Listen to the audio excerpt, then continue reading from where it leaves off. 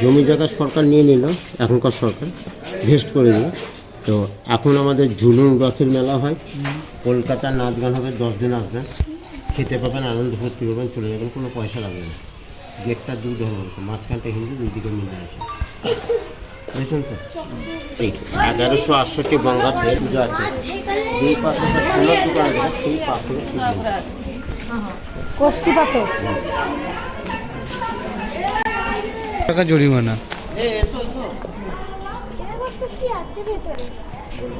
এই পাথর 70,000 ব্যাটারকে চাপা কামান দান করেছে। চাকাগুলো সব নতুন বিএসএফ লাগানো, কামানগুলো লোহার। এটা সিরাজদৌল্লা কামান, একটা নীল মদর কামান চালু আছে 5 কেজি করে 12 দিন। বুঝছেন, কামান চালু গাড়িটা কোনো ডিজেল পেট্রোল চলে না, কেরোসিনের মাধ্যমে হ্যান্ডেল বেঁধে জাহাজে। স্বাধীনতার পরে গাড়িটা গিফট হয়েছিল। 1947 সালে ইস্ট ইন্ডিয়া কোম্পানি বাজারে বের করতেন। গাড়ির নাম বেবি অ্যাক্সেন্টার। এবার চাঁদির দরজা সোনার মতো দুটো করে এখন দেখুন।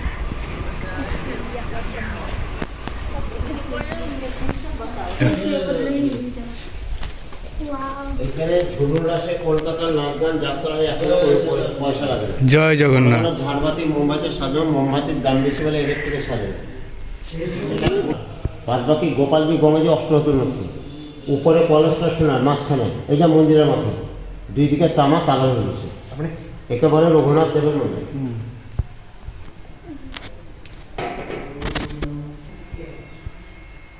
আচ্ছা, মায়াপুর নবদ্বীপে ভাঙাদাসের মেলা গাড়িতে ঘুরে, এটাকে বলে সুদর্শন চক্রের রাস। বাইরে একটা রোয়াল এসে ভিতরে ভরে দিয়ে জোরে চাপ মারলে 1 ঘন্টা ঘুরে।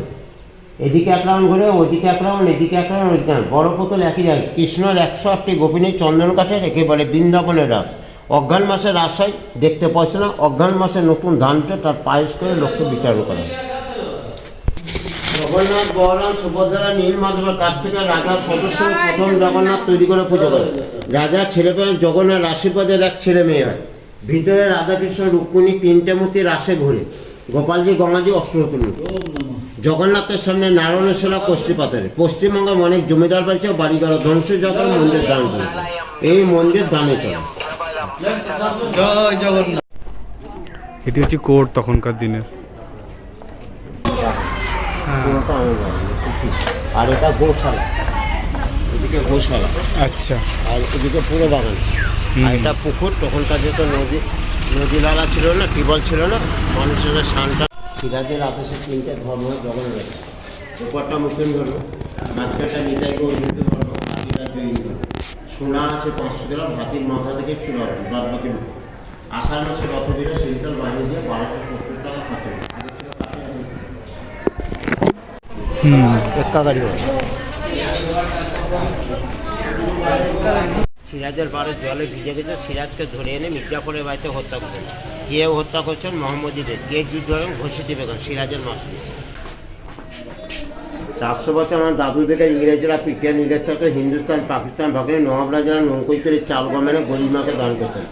আগে দাদুর অবস্থা বজ্র আসছে, বজ্রা পরে বলো দোকান, পিস্তল দোকান, ইংরেজের পিস্তল, থানা পারমিশন করা যাবে। এটা সিসি ক্যামেরা সূর্যের চাপে ছোট্ট। এখানে নবাব রাজা বসে গরিমাকে চাল গম ধরেছে। সিরাজের পাখা কেরাসিনে ঢুকছে।